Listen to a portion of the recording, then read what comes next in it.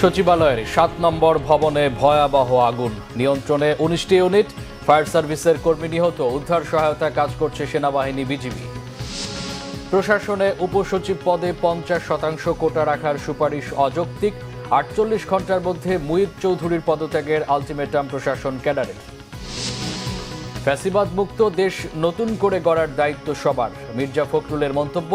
সরকারে ঘাপটি মেরে থাকা স্বৈরাচারের সহযোগীদের চিহ্নিত করতে নেতাদের আহ্বান। সরকারি কর্মকর্তারা ঠিকাদারির সাথে যুক্ত হওয়ার বিষয়টি খতিয়ে দেখা হবে, জানালেন আসিফ মাহমুদ। দুর্নীতির জোট করেছিল শেখ হাসিনা, বাণিজ্য উপদেষ্টার মন্তব্য। দেখছিলেন ক্রাউন সিমেন্ট সংবাদ শিরোনাম, এবার বিস্তারিত। দেশের প্রশাসনিক কেন্দ্র সচিবালয়ে মধ্যরাতে লাগা আগুন এখনও নিয়ন্ত্রণে আসেনি। নেভাতে কাজ করছে ফায়ার সার্ভিসের ১৯টি ইউনিট। ফায়ার সার্ভিসের এক কর্মী নিহত হয়েছেন। বুধবার দিবাগত মধ্যরাতে সচিবালয়ের সামনের সড়কে এই ঘটনা ঘটে। সূত্রে জানা যায়, আহত ফাইটারকে ঢাকা মেডিকেল কলেজ হাসপাতালে নেওয়া হলে রাতেই সে মারা যায়। প্রত্যক্ষদর্শীরা জানান, ফায়ার সার্ভিসের কর্মীরা পানির পাইপ টানার সময় একটি ট্রাক এসে ফায়ার সার্ভিসের একজন কর্মীকে চাপা দিয়ে পালিয়ে যায়। এই ঘটনায় ফায়ার সার্ভিসের ওই কর্মী গুরুতর আহত হন, পরে তিনি হসপিটালে মারা যান। ক্ষোভ প্রকাশ করে তারা আরও বলেন, ফায়ার সার্ভিসের কর্মীরা যখন সচিবালয়ের আগুন নিয়ন্ত্রণের চেষ্টা করে যাচ্ছেন, তখনও সচিবালয়ের সামনের রাস্তা দিয়ে যান চলাচল চালু রেখেছে পুলিশ। এর আগে রাত ১টা ৫২ সচিবালয়ের ৭ নম্বর ভবনে আগুন লাগার খবর পায় ফায়ার সার্ভিস। সচিবালয়ে অবস্থিত ফায়ার সার্ভিসের ইউনিটটি আগুন নিয়ন্ত্রণের চেষ্টা করে রাত ১টা ৫৪ থেকে। এর কয়েক মিনিটের মাথায় আগুনের তীব্রতা বেড়ে যাওয়ায় পর্যায়ক্রমে ১৯টি ইউনিট ঘটনাস্থলে পৌঁছে আগুন নিয়ন্ত্রণের কাজ করছে। আগামী ৪৮ ঘণ্টার মধ্যে জনপ্রশাসন সংস্কার কমিশনের প্রধান আব্দুল মুহিত চৌধুরীর পদত্যাগ দাবি করেছেন প্রশাসন ক্যাডারের কর্মকর্তারা। একই সাথে সংস্কার কমিশনের প্রস্তাবও প্রত্যাখ্যান করেন। তাদের দাবি, উপসচিব পদে বিভিন্ন ক্যাডারের ৫০% পদোন্নতি বৈষম্যমূলক, অযৌক্তিক, ষড়যন্ত্রমূলক। রাষ্ট্রকে অকার্যকর করার পায়তারার অংশ হিসাবে এটিকে দেখছেন প্রশাসনের কর্মকর্তারা। রিপোর্ট সৈয়দ আব্দুল মুহিতের। উপসচিব পদে বিভিন্ন ক্যাডারের ৫০% পদোন্নতি নিয়ে জনপ্রশাসন সংস্কার কমিশনের প্রস্তাবে ক্ষুব্ধ প্রশাসন ক্যাডারের কর্মকর্তারা। রাজধানীর বিয়াম মিলনায়তনে বাংলাদেশ অ্যাডমিনিস্ট্রেটিভ সার্ভিস অ্যাসোসিয়েশন ও বিসিএস প্রশাসন কল্যাণ বহুমুখী সমবায় সমিতির প্রতিবাদ সভায় বিষয়টি উঠে আসে। উপসচিব পদে ৫০-৫০ বন্টন, যেটি আমরা মনে করি বৈষম্যমূলক, অযৌক্তিক এবং ষড়যন্ত্রমূলক। টোটাল সিভিল সার্ভিসেরই টুকটাক যেগুলো সিটাপোটা অসঙ্গতি আছে সেগুলো হয়তো সংস্কার হবে, কিন্তু আমরা দেখছি যে একটা গভীর ষড়যন্ত্র চলছে, একটা রাষ্ট্রকে অকার্যকর করার একটা পায়তারা চলছে। আমি বিশ্ববিদ্যালয়ে ভর্তি হলাম ফার্সি বিভাগে, আমি 2 বছর পরে যদি বলি আমাকে ল ডিপার্টমেন্টের সুযোগ দেওয়া উচিত, এটা গ্রহণযোগ্য হতে পারে না স্যার। আদালত কর্তৃক মীমাংসিত ইস্যুতে আগুন লাগিয়ে দেওয়ার জন্য সংস্কার কমিশনকে দায়ী করেন তারা। আপনি কোনোদিন পরীক্ষা দিয়ে প্রমোশন, আপনি কেন আমার এই সন্তানদের উপর, আমার ছোট ভাইদের উপর পরীক্ষা চাপিয়ে দিচ্ছেন? যেহেতু আপনি এই কাজ করেছেন, এইখানে থাকার কোনো অধিকার আপনি হারিয়ে ফেলেছেন। আশা করি অবিলম্বে আপনি পদত্যাগ করবেন এই সংস্কার কমিটি থেকে। ৪৮ ঘন্টার মধ্যে এই মুহিত ভাইয়ের অপসারণ চাই। সরকার যদি অপসারণ না করে, কিভাবে অপসারণ করতে হবে সে টুলস আমাদের জানা আছে। আমরা প্রয়োজন অনুযায়ী কালো ব্যাজ ধারণ করতে পারি, কলম বিরতি করতে পারি, আমরা অনশন করতে পারি, প্রেস কনফারেন্স করতে পারি, এবং অবশ্যই আমরা 4 তারিখে আমাদের মহাসমাবেশ করতে হবে। কমিশনের কোনো অযাচিত সুপারিশ করলে কঠোর কর্মসূচি দেওয়া হবে। 4 নম্বর, আমি সাবধান করতে চাই, প্রশাসনের কোনো পর্যায়ে অন্ধভাবে বহিরাগত কাউকে এনে বসানোর চেষ্টা করা হলে তা কঠোরভাবে প্রতিহত করা হবে। জনপ্রশাসন সংস্কার কমিশনের প্রস্তাব আন্ত ক্যাডার দ্বন্দ্ব তৈরি করায় ক্ষুব্ধ প্রতিক্রিয়া জানান প্রশাসন ক্যাডারের কর্মকর্তারা। সৈয়দ আব্দুল মুহিত, বাংলা ভিশন, ঢাকা।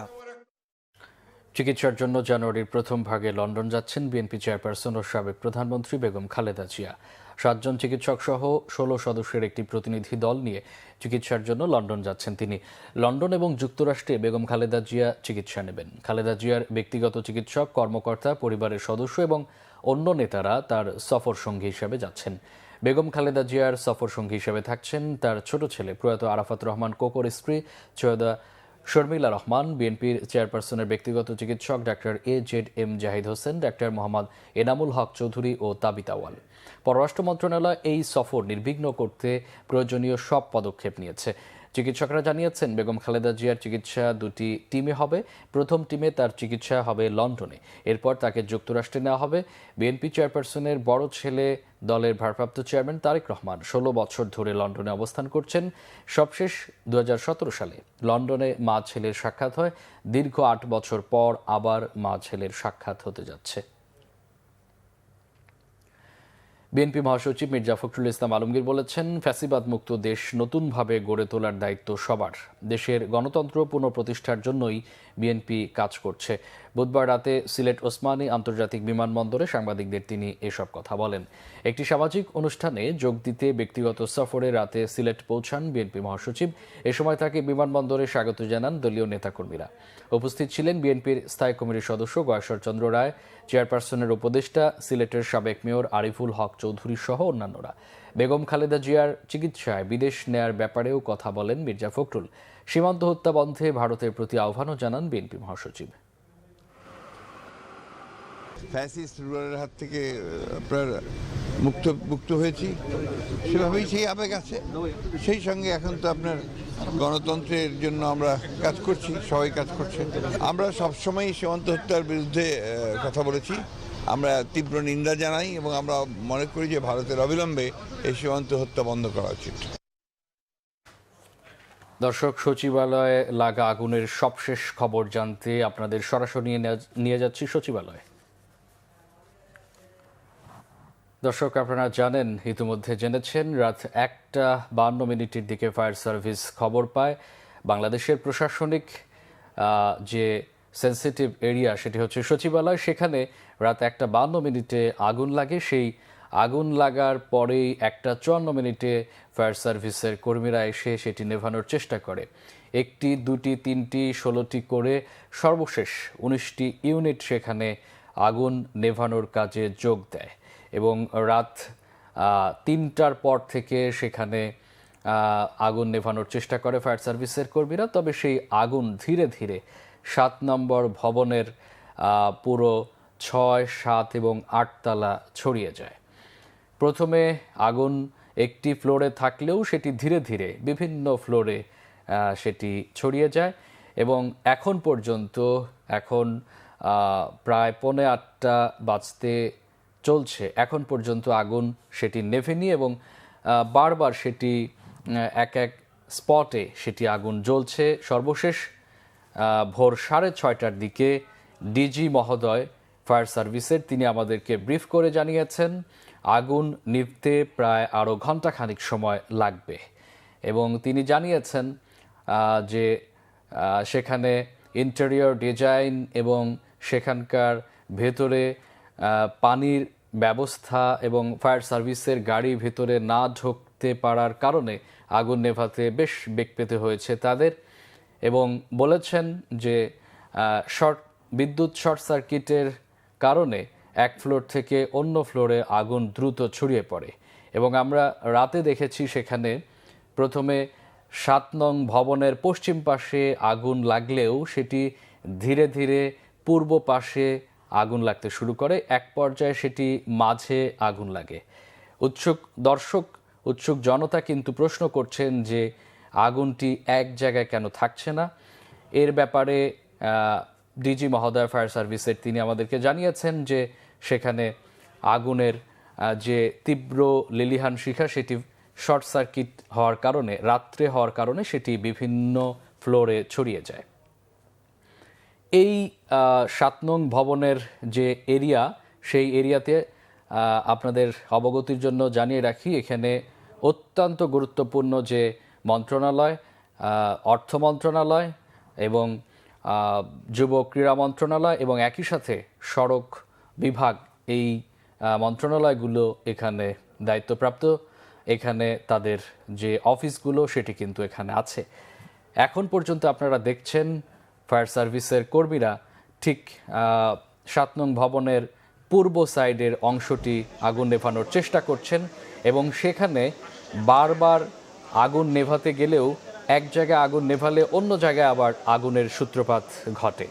এটি তাদের বেশ বেগ পেতে হচ্ছে এবং তারা যেটি বলছেন যে ফায়ার সার্ভিসের গাড়ি সচিবালয়ের ভেতরে না ঢুকতে পারার কারণে অনেক বেশি বেগ পেতে হয়েছে।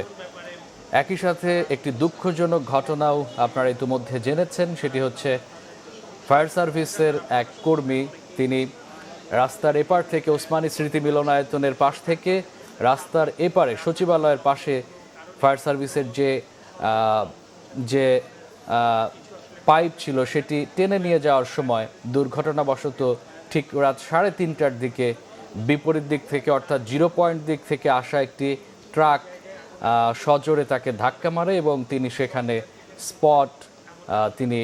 সেই স্পটেই তিনি মৃত্যুবরণ করেন।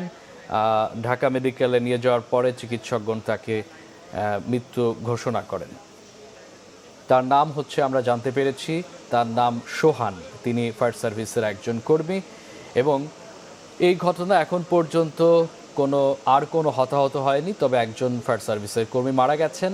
ফায়ার সার্ভিসের ডিজি আমাদেরকে জানিয়েছেন ভেতরে গুরুত্বপূর্ণ নথি আছে, তবে কি পরিমাণ ক্ষয়ক্ষতি হয়েছে সেটি এখন পর্যন্ত তিনি জানাতে পারেননি। 8টা নাগাদ পুরোপুরি নিয়ন্ত্রণে আসার ব্যাপারে তিনি আশাবাদ ব্যক্ত করেছেন। একই সাথে আইনশৃঙ্খলা পরিস্থিতি নিয়ন্ত্রণে রাখার জন্য সেখানে বিপুল পরিমাণ আইনশৃঙ্খলা সংখ্যক বাহিনী সেখানে আছেন। বিজিবির বেশ কয়েকটি প্লাটুন সেখানে যুক্ত হয়েছেন।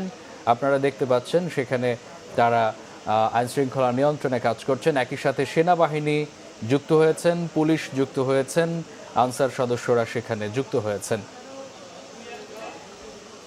ফায়ার সার্ভিসের সূত্রে জানা গেছে যে বৈদ্যুতিক শর্ট সার্কিটে প্রাথমিকভাবে তারা বলছেন সেটি বিভিন্ন ফ্লোরে ছড়িয়ে পড়ে এবং যেটি বলছেন যে 6, 7 এবং 8 তলায় সবচেয়ে বেশি ক্ষতি হয় এবং সেই আগুন যাতে নিচে না নামে, 4, 3 এবং 2 এবং নিচের ফ্লোরে যাতে না নামে সেটা তারা লক্ষ্য রেখে কাজ করেছেন, আগুন যাতে আর না বৃদ্ধি পায়। তবে উৎসুক জনতা বলছেন যে একটি গুরুত্বপূর্ণ কেন্দ্র সচিবালয়, যেখানে আইনের অত্যন্ত গুরুত্বপূর্ণ নথি, দেশের অত্যন্ত গুরুত্বপূর্ণ নথিগুলো সেখানে সাজানো থাকে, সেগুলো আসলে ধ্বংস করার জন্য হয়তোবা কেউ চক্রান্ত করে, গভীর ষড়যন্ত্র করে এখানে আগুন লাগিয়ে থাকতে পারেন, এটি প্রত্যক্ষদর্শীরা বলছেন। তবে এখন পর্যন্ত ফায়ার সার্ভিসের কোনো কর্মী সেটি আসলে বলছেন না যে কোথা থেকে আগুনের সূত্রপাত হয়েছে।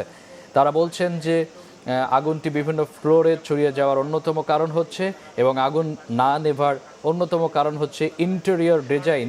তারা যেটি বলছেন যে ইন্টেরিয়র ডিজাইনটি বেশ শক্তিশালী হওয়ার কারণে এবং নথিপত্র থাকার কারণে, সেখানে কাগজপত্র থাকার কারণে আগুনটি দ্রুত ছড়িয়ে পড়ে এবং সেখানে নিরাপত্তা কর্মীরা আছেন। তবে এখন পর্যন্ত ফায়ার সার্ভিসের কর্মীরা আমাদেরকে জানিয়েছেন যে তাদের যদি কোনো আরও বেশি ইউনিট আনার প্রয়োজন হয়ে থাকে তাহলে তারা সেখানে তাদের আরও ইউনিট যুক্ত করবেন। আপনারা সরাসরি দেখতে পাচ্ছেন যে সচিবালয় ফায়ার সার্ভিসের কর্মীরা সেই রাত 2টো থেকে 1:54 থেকে এখন পর্যন্ত আগুন নেভানোর কাজ চালিয়ে যাচ্ছেন এবং সেখানে আমরা দেখেছি রাত্রে সাধারণ ছাত্ররা এসেছিল ঢাকা ইউনিভার্সিটি থেকে। তারা বারবারই বলার চেষ্টা করছেন যে বাংলাদেশের অত্যন্ত গুরুত্বপূর্ণ একটি স্পর্শকাতর এরিয়া হচ্ছে সচিবালয়, সেখানে কেন রাত্রেবেলা এইভাবে আগুন লাগলো এবং সেই আগুন কেন দ্রুত নেভানো সম্ভব হলো না সেটি নিয়ে কিন্তু তারা প্রশ্ন তুলছেন। তবে এখন পর্যন্ত সরকারের ঊর্ধ্বতন কর্মকর্তারা, অন্তর্বর্তী সরকারের কোনো ঊর্ধ্বতন কর্মকর্তারা সেখানে যাননি এবং এ ব্যাপারে কোনো কথা আমরা শুনতে পারিনি। তবে সেখানে ঢাকা জেলা প্রশাসক এসেছেন, আমাদের সাথে কথা বলেছিলেন। তিনি যেমনটি বলছেন যে এই আগুন যত দ্রুত নেভানো যায় সে ব্যাপারে তারা কাজ করছেন।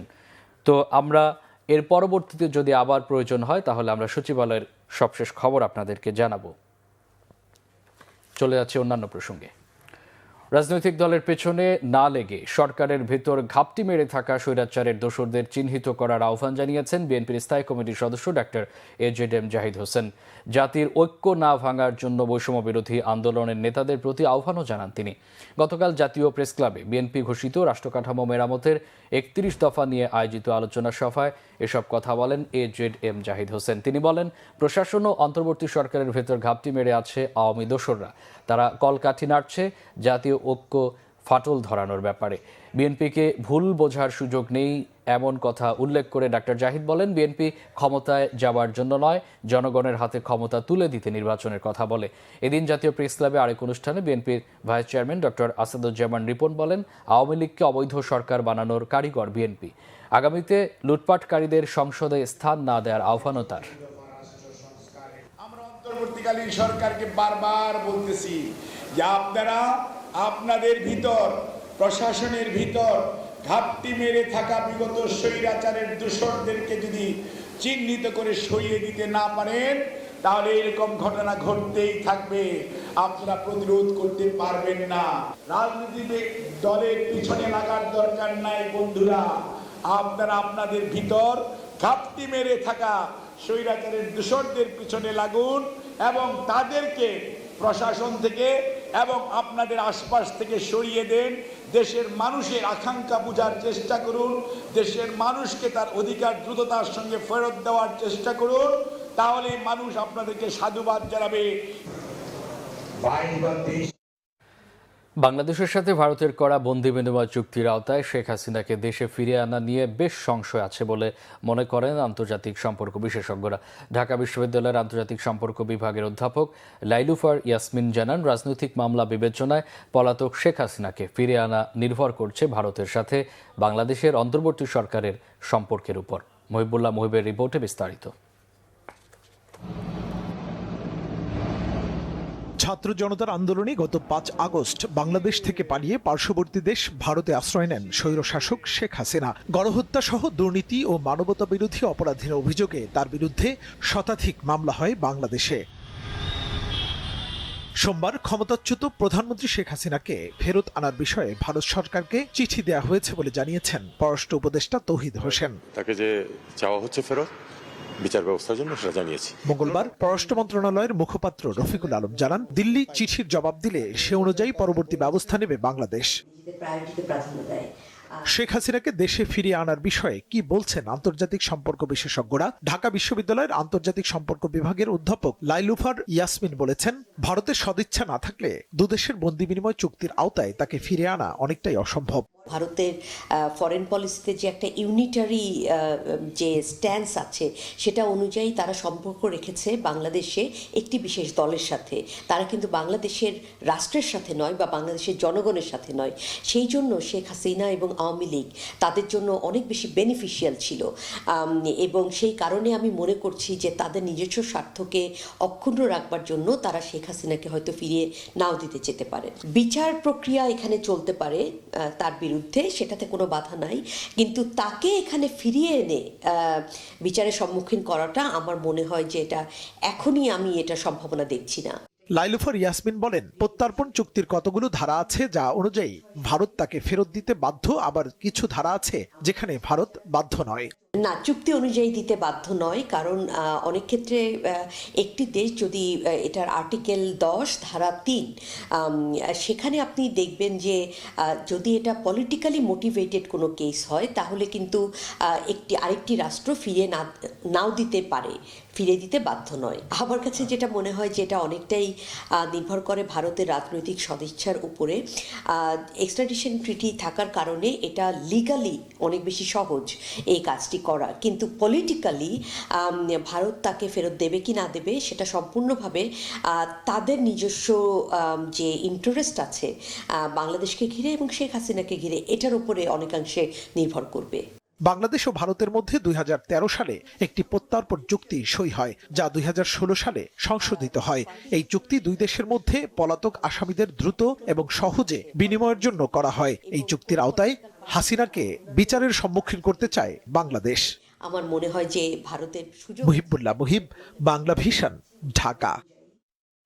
শুধু একটি নির্বাচনের জন্য এত মানুষ প্রাণ দেয়নি বলে মন্তব্য করেছেন যুব ও ক্রীড়া উপদেষ্টা আসিফ মাহমুদ সজীব ভুঁইয়া। বলেন, সংস্কারের বিষয়টি গুরুত্ব দিচ্ছে সরকার।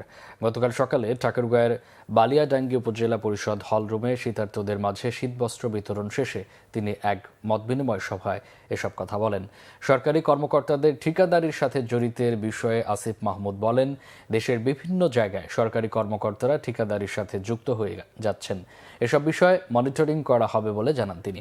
এছাড়া গণ অভ্যুত্থানে জেলাগুলোতে যারা আহত হয়েছেন তাদের দ্রুত সময়ের মধ্যে চিকিৎসা নিশ্চিত করবে সরকার।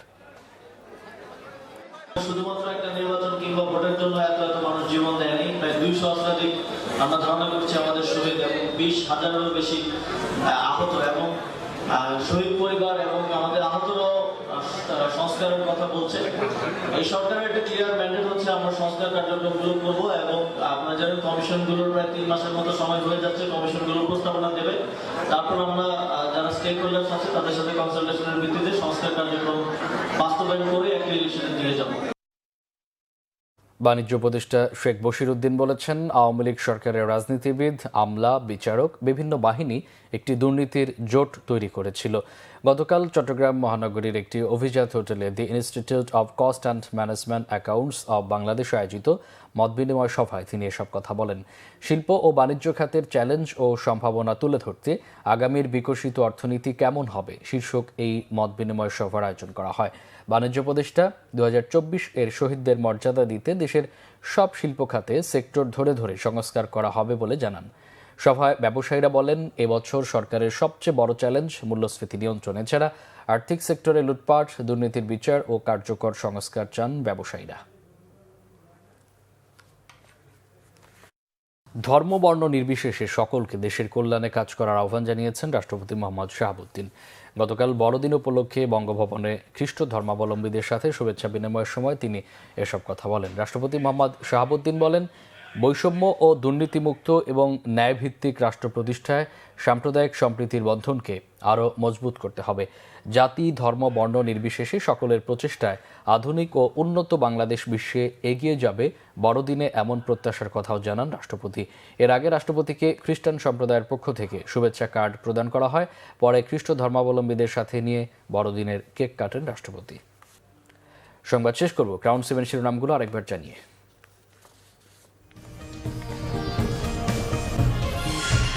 সচিবালয়ের 7 নম্বর ভবনে ভয়াবহ আগুন, নিয়ন্ত্রণে 19টি ইউনিট। ফায়ার সার্ভিসের কর্মী নিহত, উদ্ধার সহায়তা কাজ করছে সেনাবাহিনী, বিজিবি। প্রশাসনে উপসচিব পদে 50% কোটা রাখার সুপারিশ অযৌক্তিক, 48 ঘন্টার মধ্যে মুহিত চৌধুরীর পদত্যাগের আলটিমেটাম প্রশাসন ক্যাডারের। ফ্যাসিবাদ মুক্ত দেশ নতুন করে গড়ার দায়িত্ব সবার, মির্জা ফখরুলের মন্তব্য।